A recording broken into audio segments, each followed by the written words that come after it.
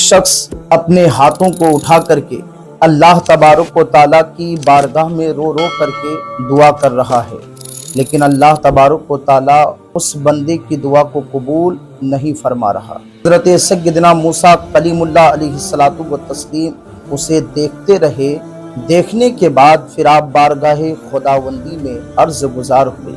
हज़रत मूसा अला नबीना अलैहिस्सलातु व तस्लीम ने रब की बारगाह में फरमाया, ऐ मेरे रहीम व करीम परवरदिगार, तो अपने इस बंदे की दुआ क्यों नहीं कबूल फरमा रहा, क्यों नहीं कबूल फरमा रहा।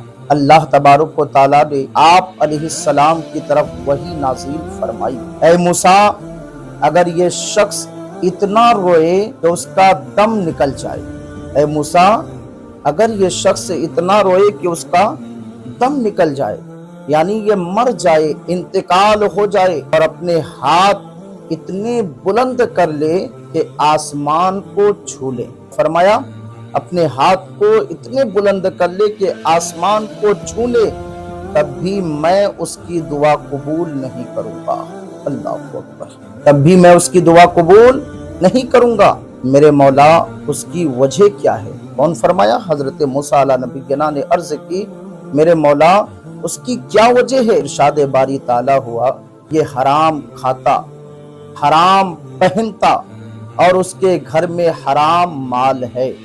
अब बताओ मेरे प्यारे, कितने लोग इस दुनिया के अंदर हलाल खाता है? बताइए, अक्सर आपको कौन मिलेगा? हराम खाने वाला मिलेगा। सूद खाना क्या है, मुझे ये बताइए। हराम है ना? सूद का कारोबार करना हराम है या नहीं? लेकिन आज अक्सर आप देखेंगे सूद क्या करता है? खाता है। बताइए वो कितना बड़ा हराम है, और वो खुद भी खाता है, अपने औलादों को भी खिलाता है, अपने बीवी बच्चे सबको खिलाता है, और माल जमा जमा करके रखता है। तो बताइए ये क्या है? हराम है। इसीलिए मेरे प्यारे, हराम से बचो।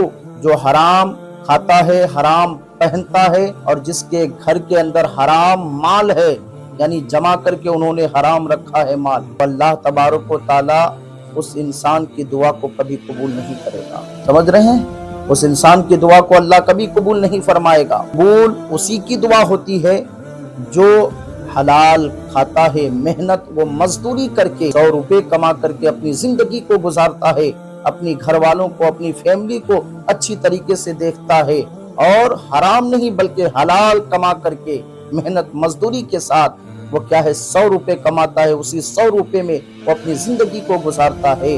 तो वो इंसान अगर किसी भी कोने में रह करके अल्लाह की बारगाह में दुआ मांगेगा तो उसकी दुआ रद्द नहीं बल्कि अल्लाह उसकी दुआ को कबूल फरमाएगा। इसीलिए मेरे प्यारे, हराम से खुद भी बचो, अपने औलाद को भी बचाओ, अपने घर वालों को भी बचाओ, अपने रिश्तेदारों को भी बचाओ, क्योंकि हराम खाने वाले की दुआ अल्लाह कबूल नहीं करता है, और जो हलाल खाता है अल्लाह उस इंसान की दुआ को अपनी बारगाह में कबूल फरमाता है।